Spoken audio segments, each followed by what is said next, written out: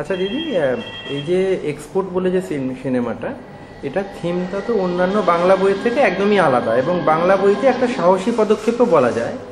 তো এরকম একটা পিকচারে অভিনয় করাটা একদিকে হয়তো খুব মানে অ্যাডভেঞ্চার একটা, আবার একদিকে খুব হয়তো রিস্কিও অনেক ক্ষেত্রে। মানে একটা সামাজিক যেহেতু চক্র এটা একটা ধরা পড়ছে বা চক্র এক্সিস্ট করে, সেখানে হয়তো কোনো ক্ষেত্রে একটা রিস্কও থেকে যায় এরকম কোনো সিনেমায় অভিনয় করায়।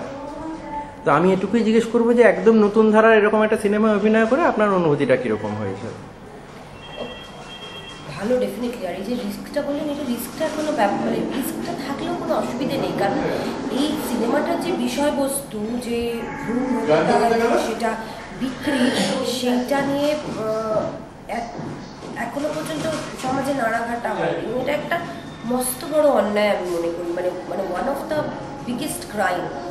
তো এটার এগেনস্টে কিছু করতে পারা তো ডেফিনেটলি খুব ভালো, আর মানে সোশ্যাল পদক্ষেপ হিসেবে। আর সিনেমাটাতে কাজ করতে গিয়েও এখানে আমার মনে হচ্ছে অনেক অভিনয় করার সুযোগ আছে। Director Samir Banerjee as a director খুবই ভালো কাজ করছেন আর কি, ভীষণ ধরে, ভীষণ সুন্দর করে প্রত্যেকটা।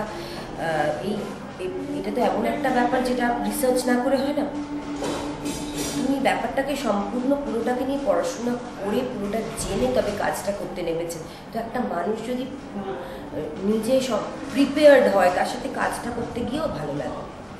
আর এমনিতে আপনার স্ক্রিপ্টটা যখন আপনি প্রথমবার শোনেন, তখন আপনাকে ধরুন যে ক্যারেক্টারটা অফার করা হলো, সেই ক্যারেক্টারটাকে নিয়ে আপনি কতটা মানে প্রথমেই কি আপনি হ্যাঁ বলেছিলেন, না আপনি একটু টাইম নিয়েছিলেন যে আগে পড়ে দেখে ভালো করে? আমার কাছে প্রথমে স্ক্রিপ্টটা নিয়ে এসেছিলেন সমিতা। আমি মোটামুটি একটা স্ক্রিপ্টটা রাফলি করে, স্ক্রিপ্টটাও পড়িনি রাদার, আমি এই কনসেপ্টটা সমিতার কাছ থেকে শুনেই কিন্তু হ্যাঁ। মানে সমিতার সঙ্গে কি আপনি আগে থেকেই পরিচিত? আমি আগে কাজ করেছি, মানে ডকুমেন্টারি ফিল্মে। হ্যাঁ, আর প্লাস আমি একটা সিরিয়ালও অনেক আগে কাজ করেছিলাম, একটা কমেডি সিরিয়ালে কাজ করেছিলাম। তবে আমি সত্যি বলছি, প্রথমটায় আমি এতটা I was not very confident যে এতটা ভালো কাজ হবে, কিন্তু মানে কাজটা করতে গিয়ে দেখলাম যে মানে এক্সেলেন্ট। মানে ফিল্মটা নিয়ে আপনারা প্রত্যেকেই খুব আশাবাদী? হ্যাঁ, আশাবাদী। যদি শুটিংটা ভালো হচ্ছে, এরপর আমাদের তো শুটিংয়ের পরবর্তী অনেকগুলো ব্যাপার থাকে, রিলিজের প্রচার বা রিলিজটা নিয়ে প্রপার চেন, এগুলো যদি একটু ঠিকঠাক করা যায়, আমার ধারণা এটা তো একটা অন্য ধরনের ছবি। প্লাস এই ছবিগুলো বিদেশে বা অ্যাওয়ার্ড এই সমস্তগুলো যদি ঠিকঠাক মতো চ্যানেল করা যায় তাহলে খুব ভালো হয়।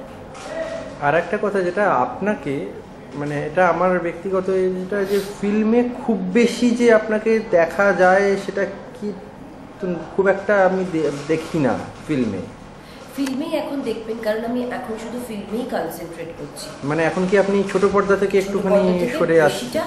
ফিল্মে কনসেন্ট্রেট করেছি। আমার পরপর দুটো তিনটে ছবি রিলিজও হলো। স্ট্রিট লাইটটা আমি দেখেছিলাম, চাল বলে একটা ছবি, তার আগে বন্ধু এসো তুমি একটা ছবি, এরপরেও বেশ কয়েকটা ছবি রিলিজ এর জন্য। এই যে আপনার বন্ধু এসো তুমি, এটা একটা বলতে গেলে এটা একদম পিওরলি একটা কমার্শিয়াল ফিল্ম, আবার স্ট্রিট লাইট কিছুটা অন্য ধারার ফিল্ম, চাল আবার একদম কমার্শিয়াল ছবি, আবার এই এক্সপোর্টটা একটা মানে ডকু ফিকশন বলতে পারি আমরা, অন্যরকম, একদমই অন্যরকম একটা ছবি। মানে এই যে এই বিভিন্ন জায়গাগুলোয় খাপ খাইয়ে নিতে অসুবিধা হয় না?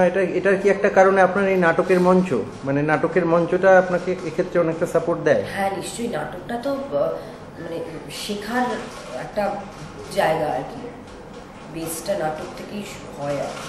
তবে না, অসুবিধা এই কারণে হয় না, একটু হোমওয়ার্ক দরকার, আর কিছু নয়, একটু হোমওয়ার্ক।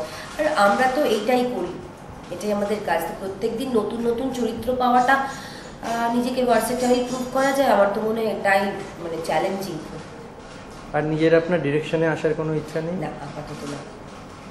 মানে নাটকে মিনিমাম নাটক তো আপনার অনেক দিনই আপনি নাটক করছেন? হ্যাঁ, আমি অনেক দিনই, আমি থিয়েটার থেকেই শুরু করে, থিয়েটার অভিনয়টা আমার সিরিয়াল দিয়ে শুরু, কিন্তু তারপরে আমি দেখলাম যে না, যদি আমাকে এগোতে হয় তাহলে আমাকে নাটকটা শুরু করতে হবে।